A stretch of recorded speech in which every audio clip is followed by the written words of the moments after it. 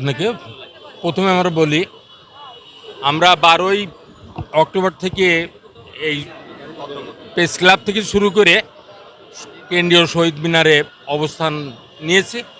অবস্থান নিয়ে আমরা প্রতিদিন বিভিন্ন প্রক্রিয়ায় আমরা বিভিন্ন রকমের সহযোগিতার জন্য মন্ত্রণালয় সহ বিভিন্ন রাজনৈতিক নেতৃবৃন্দ এবং এখানে বিভিন্ন রাজনৈতিক নেতৃবৃন্দ অংশ নিয়েছে।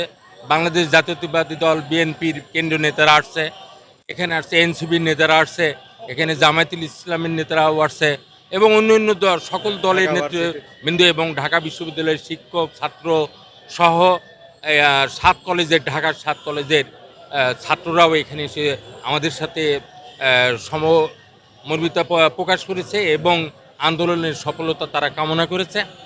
আর আপনি যেটা বললেন যে আমরা যে এখানে অবস্থান করছি এবং বার্ষিক পরীক্ষার সামনে আমরা অবশ্যই স্কুলে ফিরে যেতে চাই, কিন্তু আমরা যে 3টা দাবি নিয়ে এই যে বিপুল যে বৈষম্য বাংলাদেশে আর কোনো ডিপার্টমেন্টে আছে কিনা আমার জানা নেই, তার মধ্যে বাংলাদেশে এই শিক্ষার যে বৈষম্য, এই শিক্ষার বৈষম্যটা দূরীকরণের জন্য আমরা বাংলাদেশের অনেক সমস্যা তা ভেবে আমরা শুধু 3টা দাবি নিয়ে আমরা সরকারের সাথে কথা বলেছি।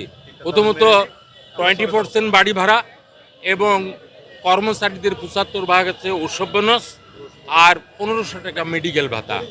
রাষ্ট্রের কি নির্মম পরিহাস দেখেন, সরকারি কর্মকর্তারা পায় 1500 টাকা বাড়ি ভাড়া এই চিকিৎসা ভাতা, আর আমরা পাই মাত্র 500 টাকা মেডিকেল ভাতা। সরকারি কর্মকর্তা কর্মচারীরা পাই 45 থেকে শুরু করে 55 পর্যন্ত বাড়ি ভাড়া, আমরা সেখানে পাই নামমাত্র 1000 টাকা। 1000 টাকা দিয়ে কি কোনো বাড়ি ভাড়া হয়? আমরা আর আপনারা যে পরীক্ষার কথা বলেছেন, আমরা অবশ্যই পরীক্ষা নিতে চাই।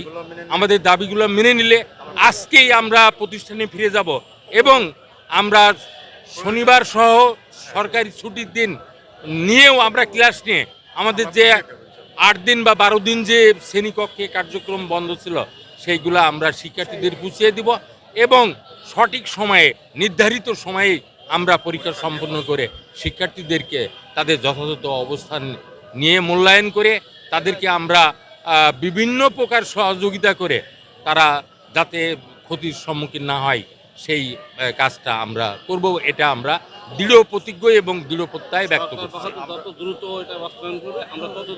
হ্যাঁ, এবং এটা আমাদের নির্ভর করছে পর্যন্ত আমরা বাড়ি ফিরছি না। আর এটা আমাদের একটাই ঘোষণা, আমাদের এই দাবি বাস্তবায়ন হতে হবে, প্রজ্ঞাপন হতে হবে, তাহলে আমরা সাথে সাথে এই শহীদ মিনারকে মাঠ ছেড়ে দিয়ে আমরা যার যার প্রতিষ্ঠানে ফিরে যাব।